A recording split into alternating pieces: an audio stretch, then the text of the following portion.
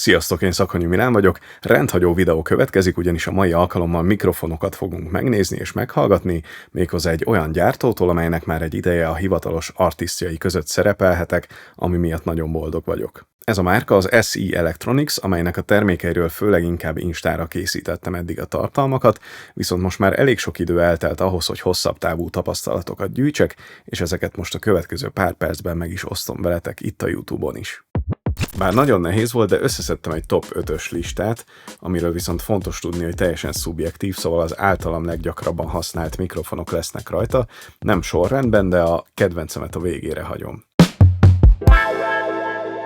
Az egyszerűség kedvéért mindig abba a mikrofonba fogok beszélni, amiről éppen szó van, így egy instant hangtesztet is csinálunk. Amit pedig itt láttok előttem, az a DCM8-as Dynacaster, ami egy dinamikus mikrofon, kifejezetten ilyen broadcast kialakítású, podcast felvételre használom a legtöbbször. Nagyon ízléses, kifejezetten jól van kialakítva az XLR bemenet, és ami miatt különleges ez a darab, hogy a hasonló kialakítású gain zabáló mikrofonokkal ellentétben ez tartalmaz egy Dynamite előerősítőt, így egy kattintással 30 decibel tiszta gaint kapunk pluszban, úgyhogy nem kell széthajtanunk a hangkártyánkban lévő előfokot, növelve ezzel a zajszintet, hanem alacsonyabb gainnél is bőven elegendő jelünk lesz. Ráadásul még egy mélyvágó per mélyemelő, valamint egy kétállású magas emelő kapcsolónk is van, úgyhogy könnyedén az ízlésünknek és a hangszínünknek megfelelő beállítást alkalmazhatjuk. Eddig teljesen flat állásban használtam, most viszont bekapcsoltam a mélyemelést és a legdrasztikusabb magas emelést is, úgyhogy hallhatjátok, hogy milyen egy szélsőségesebb beállítás. Természetesen az előfok miatt szükségünk van fantomtápra, viszont hogyha úgy döntünk, hogy nem szeretnénk használni ezt az egész Dynamite előerősítőt, akkor egy mozdulattal kikapcsolhatjuk, és innentől kezdve úgy működik a DCM8, mint egy hagyományos dinamikus mikrofon. Szóval jó cucc, menjünk tovább! Ez a teljesen egyszerű V7-es színpadi kézi mikrofon, nálam a hangos színpadok esetében kerül elő a tokból. Hogyha tudom, hogy nem lesz halk a buli, akkor automatikusan ezt választom a kondenzátor mikrofonom helyett, hiszen sokkal könnyebben kezelhető, de mégis részletgazdag hang, ahhoz képest, hogy dinamikus mikrofon nagyon-nagyon szép magasai vannak. Rendkívül időtálló, masszív darab. Nekem a kapcsoló nélküli van, de létezik belőle kapcsolós, push to talk, sőt, több signature változat is, plusz mindenféle színben kapható, úgyhogy könnyű megtalálni a személyiségednek megfelelőt. Árban valahol az SM58 környékén van, de szerintem ez egy részletesebb, modernebb hang, úgyhogy én mindenképpen ezt választanám, és választottam is. Térjünk rá a kondenzátor mikrofonokra, a kezdetektől fogva ez a 2300-as az egyik kedvencem, nagyon crispy, de még bőven kezelhető magasai vannak, egy szép, kerek, kész hang jön ki belőle, ráadásul többféle karakterisztikát is tud, úgyhogy meg annyi célra felhasználható. Sokszor vettem fel már vele akusztikus gitárt, de legtöbbször beszédre és énekre használom. Jár hozzá egy ilyen pop filter is, de ezt most egyiknél se fogom használni, mert annyira nem néz ki jól a videóban, próbálom úgy elhelyezni a mikrofonokat, hogy ebből ne legyen baj. A karakterisztika állítási lehetőségeken kívül van -10 vagy -20 dB pad kapcsoló, illetve mélyvágó szűrő is. Ha a most hallottak alapján neked is tetszik, mindenképpen próbáld ki, szerintem hangra és kinézetre is egy rendkívül meggyőző mikrofon.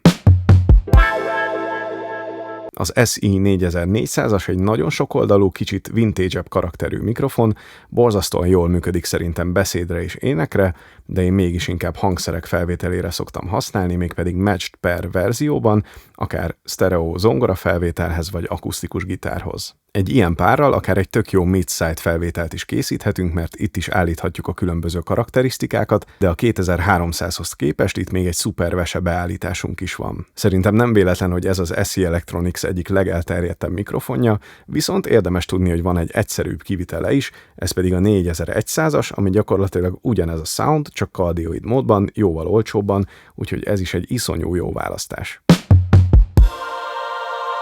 Nem tudom miért, de egyszerűen nekem ez lett a kedvenc mikrofonom, pedig nem is ez a legsokoldalúbb, a színe is megosztóbb, mondjuk nekem nagyon-nagyon tetszik, de valahogy olyan karaktere van, ami engem az első pillanattól kezdve nagyon megfogott, emiatt is van az egyébként, hogy az összes YouTube videómban ezt a mikrofont halljátok, amikor beszélek hozzátok. Akusztikus gitárra is kifejezetten jól működik, de mivel például a tranziensekre rendkívül gyorsan reagál, emiatt dobokra, perkusszív hangszerekre, fúvósokra, gyakorlatilag mindenre el tudom képzelni. Tök jó ez a shock mount is hozzá, jó közel oda lehet rakni gitárládákhoz is, úgyhogy szerintem ez a Jolly Joker mikrofon, én nagyon-nagyon szeretem.